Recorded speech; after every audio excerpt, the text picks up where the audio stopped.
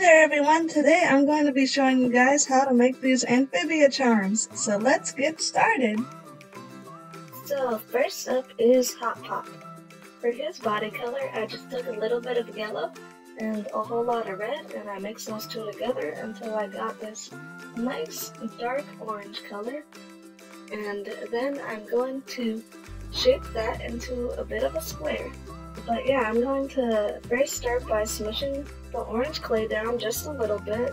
And that's the thing too, you might want to make sure while you're pressing it down that you're still really thick in the middle.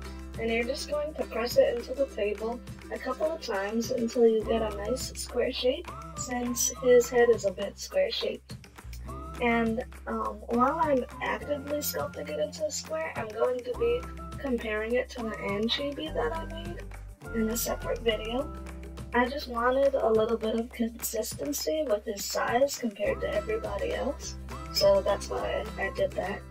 Then I'm going to be taking a bit of brown clay and rolling it out and adding that to the bottom of our square for his pants. After you're done putting on his pants, you might want to throw the entire body into the freezer. Wow, that sounds needless, but yeah, you're just going to throw it in the freezer so that way, when we inevitably sculpt other things to our body form, it'll be able to maintain its shape. So for the color of his vest, I used scrap clay, so I'm not too sure about what kind of specific things I mixed together in order to get this color. Be taking some of that, and I'm going to be squishing it in between my fingers a bit, so that way it'll form a bit of a triangle.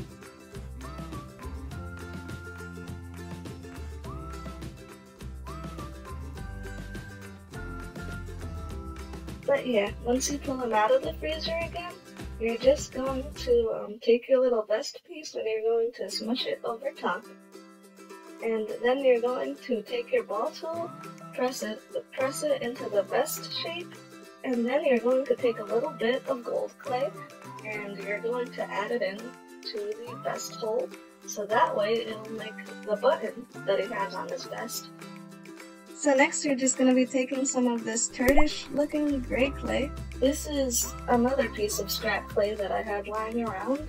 Then you're just going to roll out that gray clay so it's nice and thin, and you're just going to cut off each end of the gray clay. And then once you're done with that, you're going to add it to the body form.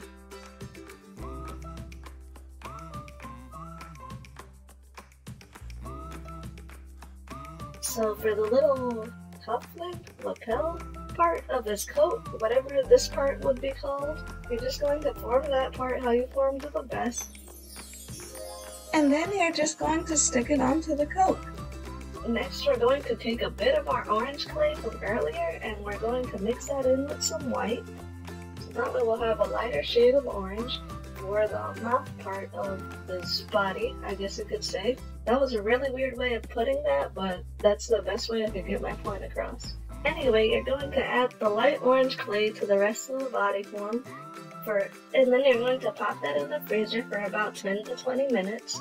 And yeah, once you take it out of the freezer, you can poke in your little eye sockets. And then once you're done with that, you just take a little piece of black clay and you're going to put in the eyes. Gosh, all of this sounds so gruesome. Next, for the ascot part of his outfit, I just took a little bit of blue clay and a little bit of white clay and I mixed those two together and I just added that to the front of the chibi.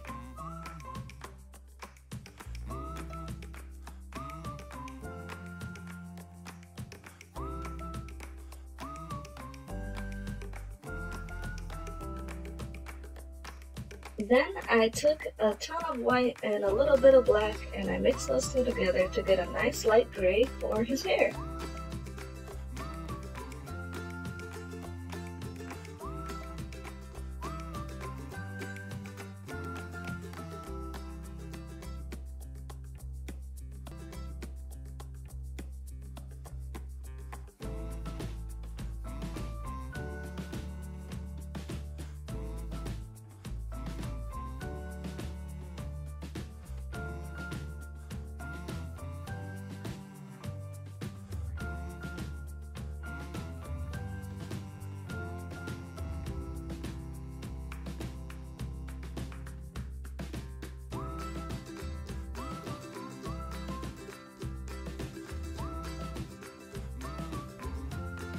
Once you add these pieces to your charm,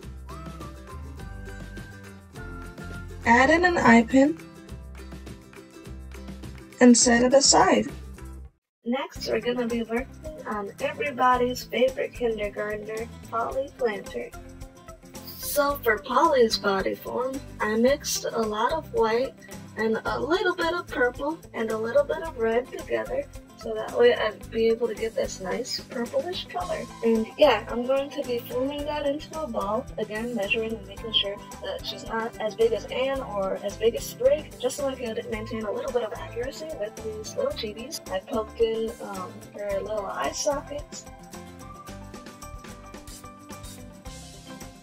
and I took a little bit of black clay and I added in the eyes.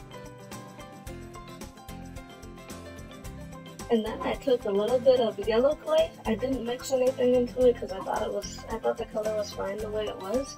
And then I formed that into a bit of a teardrop shape. And I added a little bit of texture with a toothpick, but it's honestly hardly noticeable with it.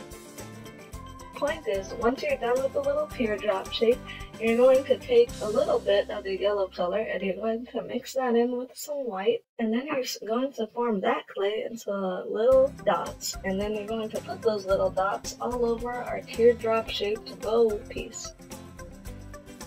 Form the bow so that way it'll actually stay together. I had a little bit of trouble doing this part. Since the bow wasn't really sticking to Polly's head, I took a little bit of liquid Fimo and essentially glued it to the top of her head. And if you don't know what liquid Fimo is, it's basically like liquid clay, and you can bake it so that way it'll dry.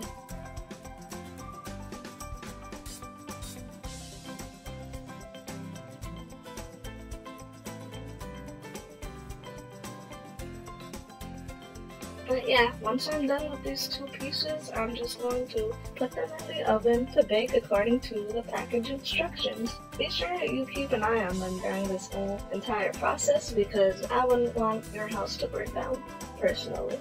That would be bad. Once they're back from the oven and all cooled off, you can glaze them.